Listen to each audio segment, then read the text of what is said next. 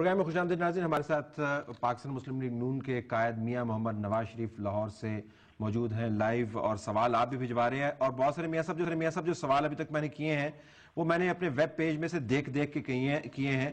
تو جس بے صبری اور بےتابی کا آپ ذکر کر رہے تھے اس میں سے آدھی میری تھی اور آدھی ویب کے اوپر جو سوال آ رہے تھے ان کی تھی.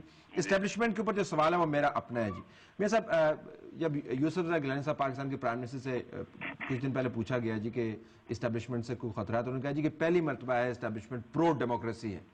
آپ کے جب ہم بیانات سنتے ہیں تو اس کے اندر ایک خدشہ ہمیں نظر آتا ہے. آپ پپٹ شو کا ذکر کرتے ہیں, آپ یہ بھی کہتے ہیں کہ اس ملک کے اندر جو روایات تھی شاید وہ صحیح طریقے سے تبدیل نہیں ہوئی. میں آپ کے سامنے ایک پڑھ دیتا ہوں, ہمارے پاس ایک اسیسمنٹ موجود ہے. یو پی آئی جو ایک امریکن نیوز ایجنسی ہے, اس نے صبح یہ ایک تجزیہ کیا ہے جس میں انہوں نے کہا جی کہ general Kayani is being pushed into filling the political vacuum, اور ان کا خیال تھا کہ 5ویں مرتبہ پاکستان ایک سائلنٹ ملٹری کو کے نیچے اس وقت چل رہا ہے. مطلب آپ کے اسسمنٹ جانا چاہوں گا اسٹیبلشمنٹ کا رول سیاست میں. دیکھیں, اسٹیبلشمنٹ کا تو رول سیاست میں ہے ہی نہیں, نہ کانسٹیٹیوشن میں ہے, لیکن سیاست میں رہا ہے. میرا خیال ہے کہ ہمیں چاہیے کہ اسٹیبلشمنٹ کو اپنا کام کرنے دیا جائے, گورنمنٹ اپنا کام کرے. ہم ایک دوسرے کی خواہ غیر ضروری تعریفیں بھی نہ کریں. نہ گورنمنٹ کو اپنی تعریف کی ضرورت ہے, نہ گورنمنٹ کو اسٹیبلشمنٹ کی تعریف کرنی چاہیے. ایک ڈیفائنڈ ہے رول دونوں کا کانسٹیٹیوشن میں.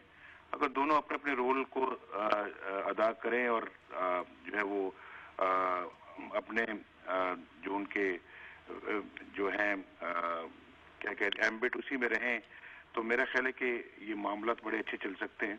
اور میں سمجھتا ہوں کہ پرائم منسٹر صاحب 18ویں ترمیم کے بعد ایک پاورفل پرائم منسٹر ہیں. ان کو اپنے جو عوام کے اندر جو پیپلز پارٹی کی جو جڑیں ہیں اس پہ زیادہ ڈیپینڈ کرنا چاہیے. جو عوام کی طاقت ان کو ملی الیکشن میں اس پہ ڈیپینڈ کرنا چاہیے. وہ یہ نہیں کہ اس کو چھوڑ کے وہ اسٹیبلشمنٹ کے کندھوں پہ جو ہے وہ سوار ہونے کی کوشش کریں. میرا یہ خیال ہے کہ یہ سلسلہ اب بند ہونا چاہیے. لیکن بند نہیں ہوا, تبھی تو آپ کہہ رہے ہیں بند ہونا چاہیے. تو مجھے اس بات کا افسوس ہوتا رہتا ہے کہ یہ کیوں بند نہیں ہوا, اور یہ سلسلہ اگر پہلے بند نہیں ہو تو کم از کم آئندہ بند ہونا چاہیے. تو میاں صاحب اس کو بند کرنے کا طریقہ کار کیا ہے؟ میں آپ کو اپنی بات بتانا چاہتا ہوں. مجھے کوئی شوق نہیں ہے کہ میں اسٹیبلشمنٹ میں کندھوں پہ چڑھ کے تو میں اقتدار میں آؤں. اور میرا خیال ہے کہ یہی ہر سیاستدان کا آج یہ شیوا ہونا چاہیے.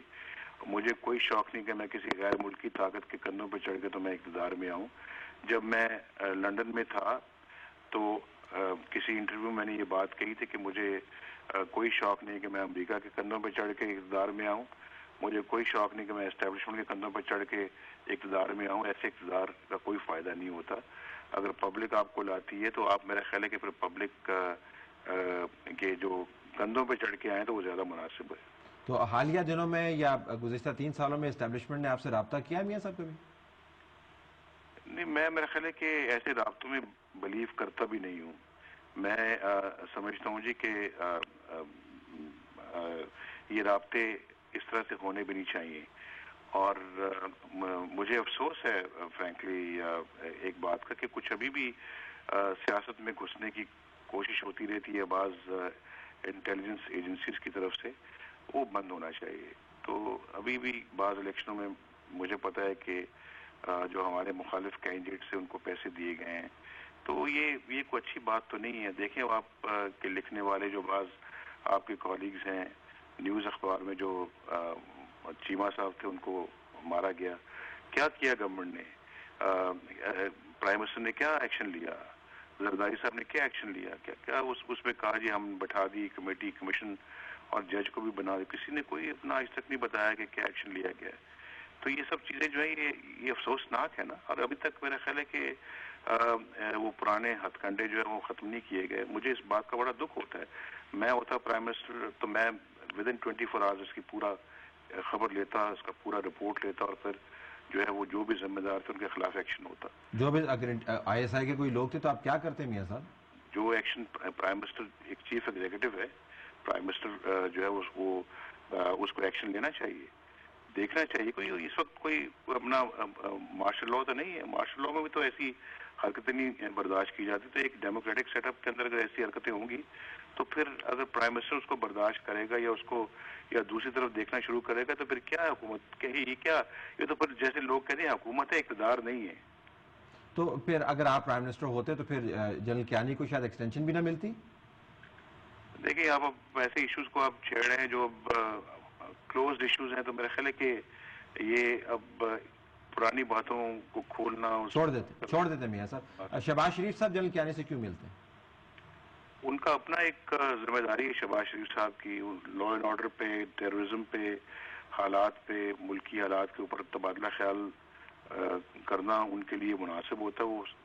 وہ مل سکتے ہیں, ان کو ملنا بھی چاہیے. میں سمجھتا ہوں کہ پرائم منسٹر سے ملتے ہیں تو آج کل ٹیررزم کے حوالے سے فوج بھی ایک کردار ادا کر رہی ہے, تو اس میں ملنے میں میں سمجھتا ہوں کوئی اعتراض نہیں ہے. میاں صاحب وقت تھوڑا رہ گیا, سوال کافی ہیں, لیکن میں آپ سے یہ جاننا چاہ رہا تھا کہ جب ایم کیو ایم کے ساتھ اور پی ایم ایل این کے درمیان جو ایک عجیب قسم کی منہ ماری ہوئی, ذاتی طور پہ ور یو ہرٹ جب وہ ریمارکس دیے گئے تھے, جو حوالے دیے گئے تھے؟ جی ذاتی طور پر آئی واز ہرٹ, اور مجھے افسوس ہوا تھا. وہ زبان اور لینگویج سن کے بڑا افسوس ہوا تھا, وہ کلمات سن کے بڑا افسوس ہوا تھا.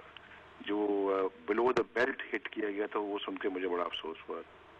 تو آپ کے خیال میں کیا کبھی یہ جو ذاتی ہرٹ ہے یہ ریفلیکٹ کرے گی پی ایم ایل این کی پالیسی میں ایم کیو ایم کی طرف یا نہیں؟ دیکھیں ہمارا ایک اصولی موقف ہے اور اصولی ہمارا ایک رہا ہے سٹینڈ اس بات میں. ہم دیکھیں میں نے مظفر آباد میں اگر میں نے کوئی بات کہی تھی تو مجھے کوئی ذاتی اناد کی وجہ سے میں نے کوئی بات نہیں کی. میں کوئی ذاتی دشمن نہیں ہوں کسی بھی شخص کا. تو میں نے اگر مظفر آباد میں کہا تھا, میں نے کہا تھا کہ انقلاب کی بات کر رہے ہیں ایم کیو ایم کے حضرات, تو انقلاب سے پہلے ہمیں کچھ چند سوالوں کے جواب چاہیے کہ جیسے کہ 12 مئی 2007 کو کراچی کی سڑکوں پہ 50 بندوں کو کیوں مارا گیا, اور چیف جسٹس کو کراچی ایئرپورٹ سے باہر کیوں نہیں نکلنے دیا گیا. اب یہ کہا جاتا ہے, وہ ان کی طرف سے ایم کیو ایم کہتی ہے کہ ہم انقلاب لائیں گے یہ جو ہے یہ غریبوں کے لیے, اور جاگیرداروں کے خلاف انقلاب لائیں گے, سرمایہ داروں کے خلاف انقلاب لائیں گے. آپ جو بھی پاکستان کہ دیکھیں جو پاکستان کے دشمن عناصر ہیں ان کے خلاف ضرور انقلاب لے کے آئیں, لیکن اس سے پہلے ذرا مجھے یہ بتایا جائے کہ جو کراچی میں 50 بندے جو مرے تھے وہ کیا جاگیردار تھے, وہ کوئی سرمایہ دار تھے, یا کوئی بوٹ پالش کرنے والے تھے, یا کوئی رکشہ ڈرائیور تھے, یا کوئی خانچہ فروش تھے, یا چابڑی فروش تھے؟ وہ تو سب غریب لوگ مارے گئے تھے وہاں پہ. تو ایسے لوگوں کو مار کے پھر یہ کہنا کہ ہم انقلاب لے کے آئیں گے تو کوئی بات بنتی نہیں ہے. تو میں نے آپ کو ایک مثال دی ہے, میں نے تو ایک اصول کی بات کی, اور میرا خیال ہے کہ جب تک ان سوالوں کے جواب نہیں آتے کس طرح سے پاکستان آگے بڑھے گا. مجھے آپ یہ بتائیے, اب دیکھیں اب حال ہی میں ابھی ایک صاحب فوت ہوئے ہیں ایم کیو ایم کے, مجھے دلی دکھ ہے کہ وہ فوت ہوئے ہیں, لیکن اس کے بعد دیکھیں آپ بسوں کو آگ لگ گئی, بندے مر گئے ہیں, زخمی ہو گئے بندے. تو یہ تو کوئی یہ طریقہ اور یہ کلچر تو کوئی ٹھیک بات نہیں ہے.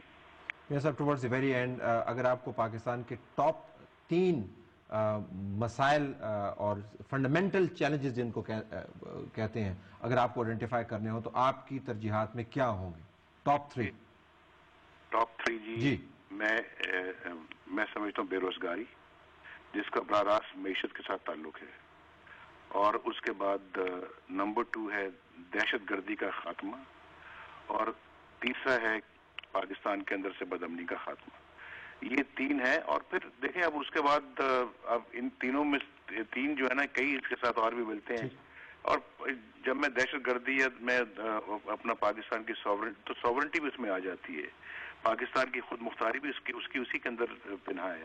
تو یہ میں 3 یہ ٹاپ کے ہیں, اور اس کے لیے دیکھیں میں اپنی ذات کو آگے بڑھانے کے لیے یا میں کسی اپنی ذاتی اقتدار کی لالچ سے میں یہ سب باتیں نہیں کر رہا, یہ 45 دن کی بات نہیں کر رہا, یا میں پچھلے 3 سال سے صبر کر کے نہیں بیٹھا. میں کہتا ہوں کہ جی یہ 3 کام ہو, چاہے انہی کے ہاتھوں سے ہو, یہ حکومت اس کا کریڈٹ لے, یہ حکومت اس کی اونرشپ لے, اگلے الیکشنوں میں جائے, بے شک دوبارہ جیتے, لیکن دوبارہ اسی ایجنڈے پہ واپس آئے, اسی ایجنڈے کو آگے بڑھائے, ہمیں سب کچھ مل جاتا ہے.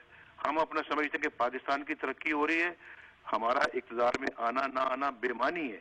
یقین کریں میرے بالکل یہی دلی جذبات ہے جو میں آپ تک پہنچا رہا ہوں, اور آپ کے ذریعے سے میں پورے پاکستان کے عوام تک پہنچا رہا ہوں. میاں محمد نواز شریف قائد پاکستان مسلم لیگ نون، آپ کا بہت شکریہ، آپ نے ہمیں جوائن کیا. خارجہ پالیسی گیا وہ ہم آپ کے ساتھ لاہور میں آ کے جب آپ تشریف لائیں گے اسلام آباد میں اگر موقع ملا تو 1-on-1 نشست میں کریں گے. Thank you so very much for joining us. ناظرین، آپ نے میاں محمد نواز شریف صاحب کا انٹرویو سنا. ہماری طرف سے آج صرف یہی کچھ. اجازت دیجیے. اللہ حافظ.